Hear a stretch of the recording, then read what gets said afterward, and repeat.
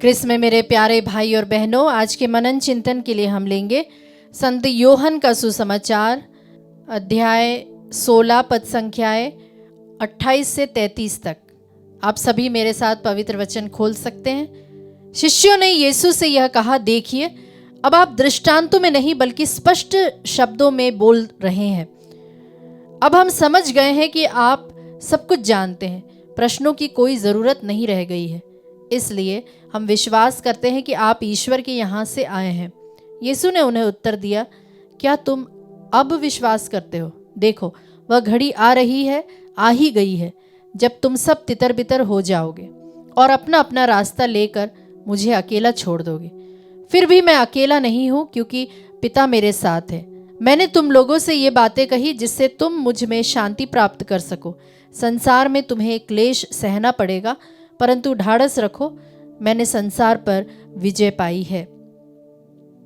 Chris में मेरे प्यारे भाई और बहनों, जो हमने अभी सुसमाचार सुना है अध्याय 16 पद संख्या 28 से 33 तक, वहां पर हम देखते हैं बिखराव से विश्वास तक और क्लेश से विजय तक जो प्रभु हमें आज का संदेश देते हैं। आज हम प्रभु यीशु के उस पवित्र क्षण को देखेंगे जब वे अपने शिष्यों से विदा होने से पहले बातें कर रहे हैं।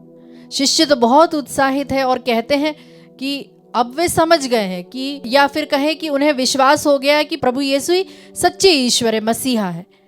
आप मन ही मन सोचिए, क्या आपका विश्वास भी कभी कभी, या मेरा विश्वास भी कभी कभी ऐसे आत्मविश्वास महसूस करता है कि जहां पर हम प्रभु यीशु को पूर्ण रूप से अपना मसीहा मानते हैं। यीशु उनके आत्मविश्वास की गहराई को परखते हैं और पूछते हैं, क्या तुम अब विश्वास करते हो?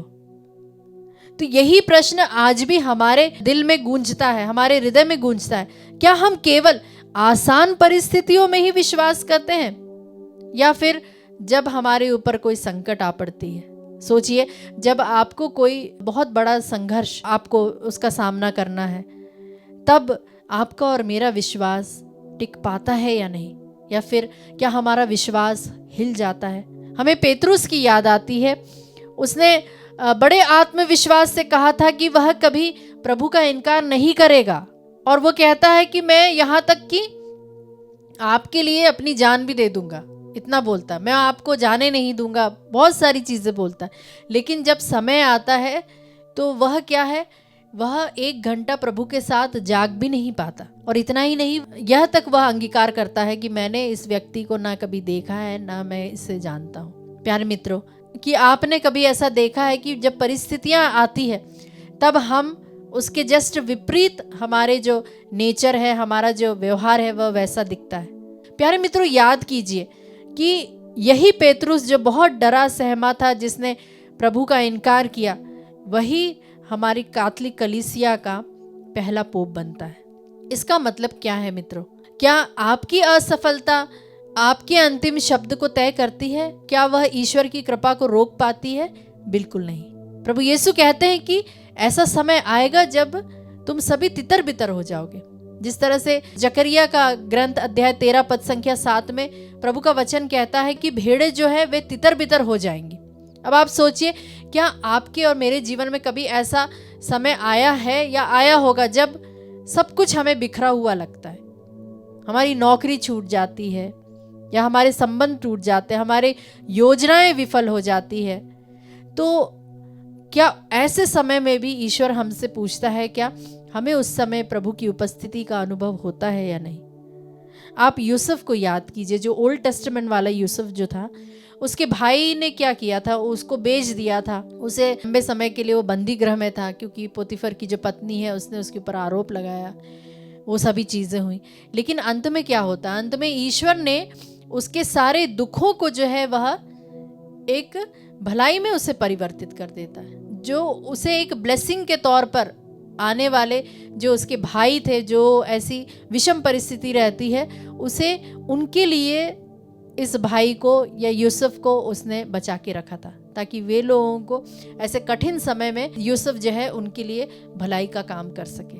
तब सोचिए, आपके जीवन में ऐसी कौन सी चुनौती है जिसने आपको तोड़ दिया है, लेकिन बाद में वह एक प्रमोशन का कारण बन गया या फिर आपको उसमें से सफलता मिली हो। हम अय्यूब का उदाहरण ले प्यारे मित्रों, जिसने अपना सब कुछ खो दिया था, पूरी प्रॉपर्टी उसकी बर्बाद हो जाती, उसके सारे बच्चे मर जाते 10 के 10, पर उसका विश्वास क्या होता, अंत तक बना रहता है और वह उस परीक्षा में खरा उतरता है। बाद में उसे प्रभु वापस दे देता है, ना सिर्फ जितना था उससे भी कई गुना ज्यादा उसे वापस मिलता है। प्यारे मित्रों, क्या आपके जीवन में ऐसा समय आया है जब आपको ऐसा लगा है कि आपने सब कुछ खो दिया है, लेकिन आपका विश्वास तब भी अडिग रहा, तब भी आपने एक आशा नहीं छोड़ी है, तब भी आपने हिम्मत नहीं हारी है? तो प्यारे मित्रों, अगर आप इससे अगर निकले हैं तो आपको उसका प्रतिफल जरूर मिलेगा। ध्यान दीजिए प्यारे मित्रों, यीशु ने कहा कि ढारस रखो, मैंने संसार पर विजय पाई है। ये बाहरी दृष्टि से हमें एक हार लग सकती है। जो प्रभु यीशु क्रूस पर टंगाए गए थे, मर गए थे,